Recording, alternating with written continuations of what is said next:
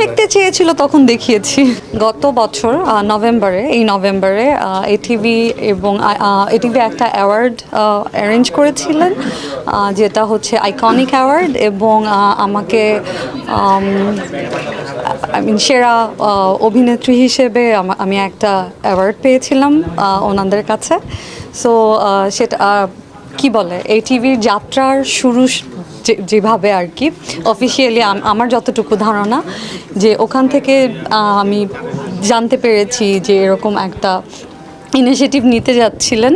তো এখন এটা সাকসেসফুলি এটা রান করছে, অ্যান্ড এটার প্রসার আরও বাড়ছে, যেটার জন্য আমি আসলে খুবই আনন্দিত। কারণ হচ্ছে বাংলাদেশ এবং দেশের বাইরে ইউএসএতে বাংলা সংস্কৃতিকে রিপ্রেজেন্ট করা এটা খুবই সুন্দর একটা উদ্যোগ। এই জন্য আমি আসলে আমার পক্ষ থেকে আমি আন্তরিক শুভেচ্ছা জানাচ্ছি, এবং I wish them all the best. আমি আসলে ব্লেসড অবশ্যই, কারণ আপনারা আমাকে আসলে যে পরিমাণ আমি একটা ভালো কোনো একটা ইনিশিয়েটিভ নিলে আপনারা আমাকে অনেক বেশি অ্যাপ্রিসিয়েট করেন, হয়তো খুবই ক্ষুদ্র একটা step, it's call baby step, but আপনারা যেভাবে আমাকে ইন্সপায়ার করছেন, আমার নিউজ বা আমাকে কাভারেজ দিচ্ছেন বা আমাকে বারবার আস্ক করছেন, সো সেই জন্য আমার আসলে রেসপন্সিবিলিটি অনেক বেড়ে গিয়েছে। আমি চেষ্টা করব আমার নতুন যেই আমার যে আগ্রহ একটা নতুন একটা ক্রিয়েটিভ সাবজেক্টে, সেটা যাতে আমি আপনাদেরকে কখনো নিরাশ না করি, এবং আমার কাজ যাতে আপনাদের সবার ভালো লাগে।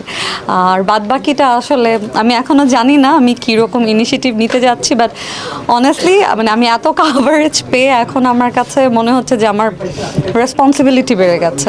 ও হ্যাঁ, তো স্টুডেন্ট যারা মেকআপ স্কুলের, তো ওদের প্রত্যেকের একটা ইন্ডিভিজুয়াল একটা অ্যাকাউন্ট লাগে, তো ওখানে Instagram is very popular rather than Facebook and others. TikTok and Instagram is very popular.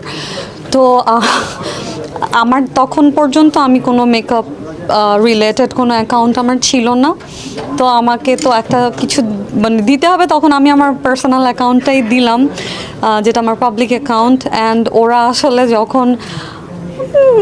যখন মিলিয়ন ফলোয়ার্স দেখেছে, তখন অবভিয়াসলি ওরা বেশ কিউরিয়াস ছিল যে আমি আসলে কে। তো তখন আমি জানিয়েছি যে আমার আরেকটা প্রফেশন আছে, যেটা আমি আসলে দীর্ঘ অনেক বছর ধরে আমি এই প্রফেশনে আছি,